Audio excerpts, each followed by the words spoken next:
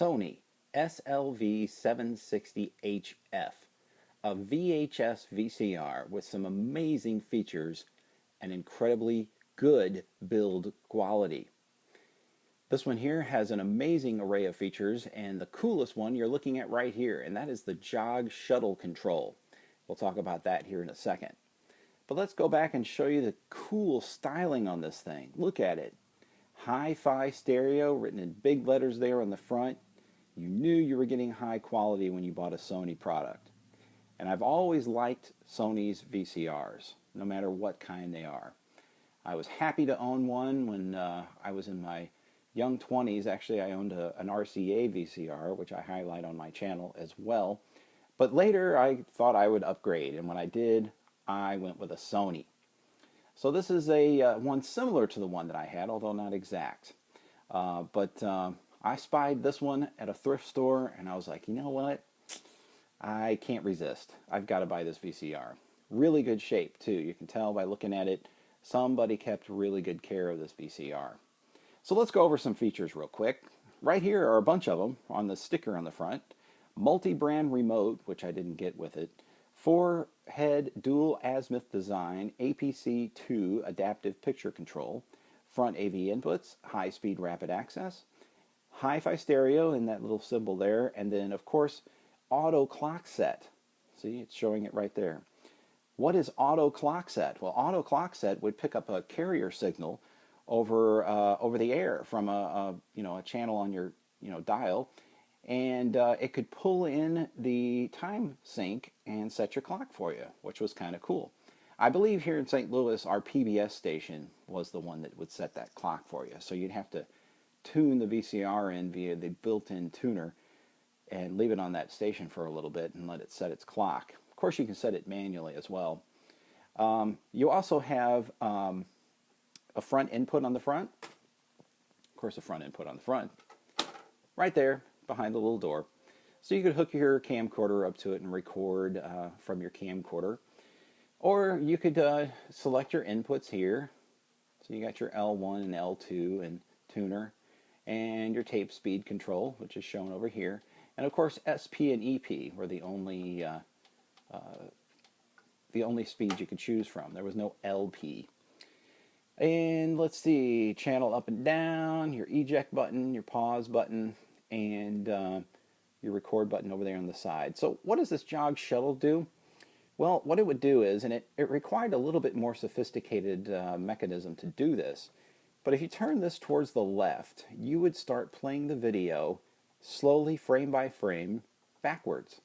As you continued to turn this up the dial, it would play faster and faster and faster until finally you got to the end of the range there, and then it would just be playing in a review mode in reverse with no sound. Now this way you go with it, turn it up, and it does the same thing and forward. So you could do frame by frame by frame by frame, fast frame by frame, and then it would take off and go crazy. So that was kind of cool too.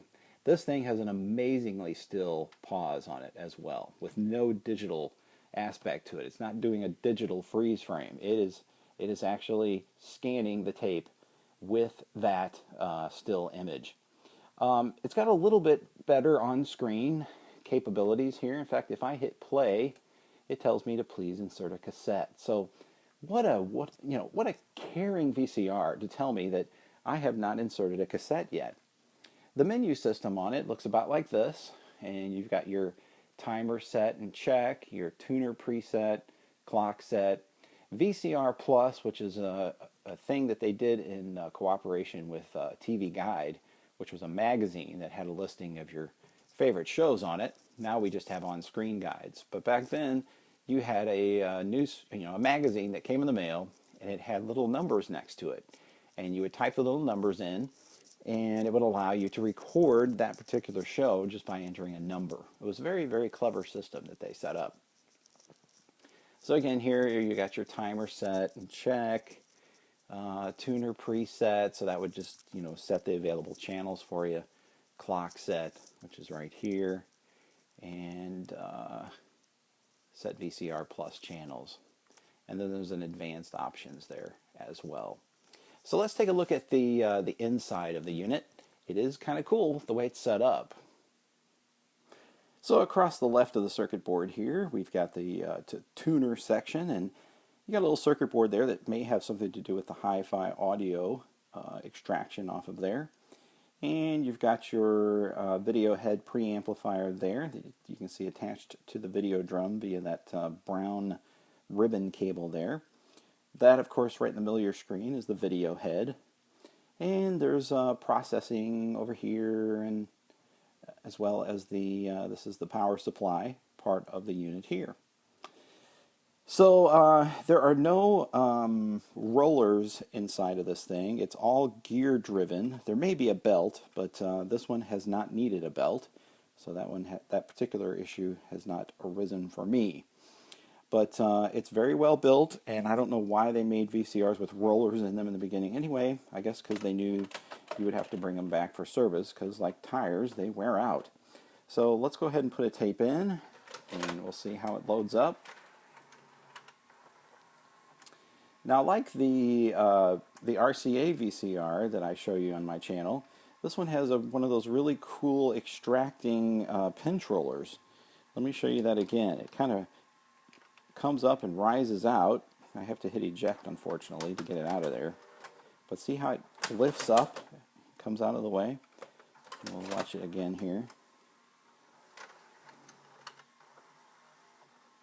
Now, something else that I really like about this VCR, and again, they never made a perfect VCR that had every feature on it that I ever wanted, but this particular feature I like a lot.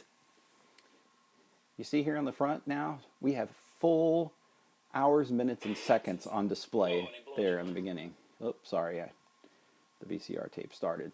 You also have this little auto tracking light that tells you that you're automatically tracking.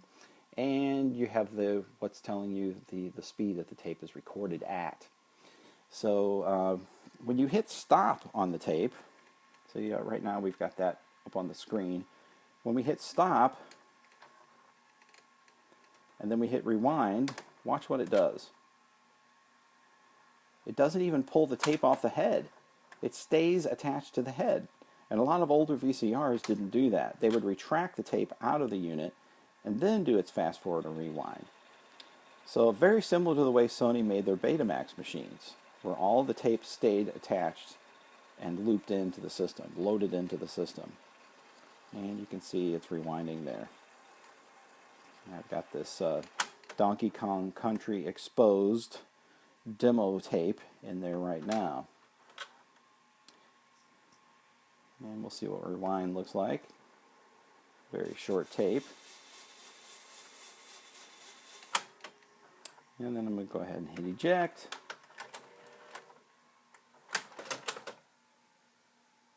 Now I'm going to throw in a tape you might be familiar with, Back to the Future 3. And Back to the Future, that particular trilogy is one of my favorite trilogies. In fact, I just recently edited my own Back to the Future music video called Timber, and you can watch that on my channel. That was kind of a fun project, a little bit off from what I normally do on here. But anyway, let's push in Back to the Future, and I want to show you these search features and how they work with a tape that's recorded at standard play. So let's go ahead and fast forward here. Excuse that light that's hanging out there. Universal Studios, da da da. Okay. Okay, so there's our pause. Check that out. Now, I'm going to take the jog shuttle, just turn it a little bit to the right,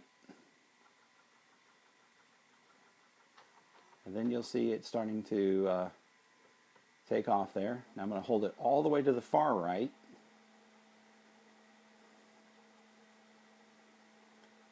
Okay. Now let's say I wanted to see that Universal logo go in reverse. So what I'm going to do is I'm going to turn it just slightly to the left. Hold it down, and we can watch that Universal logo slowly animate in reverse. And I'm sure you can hear the noise that it's making now. And here's what that looks like on the inside.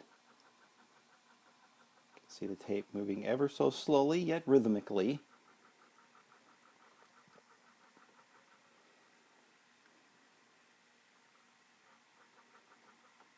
And again, there's our pause. So really the picture quality is really good for VHS. Although if you know anything about me, you'll know that I've never really been that happy with VHS tape. I don't think VHS is... I was never happy with VHS until digital VHS came along, and then I was happy with VHS, but nobody else liked digital VHS, so therefore it didn't stick around very long. But I did review a digital VHS machine on my channel, and there's also kind of a company preview of the technology on my channel as well. But anyway, back to standard VHS. So I'm going to go ahead and just hit play on it. And I'm going to hit fast forward.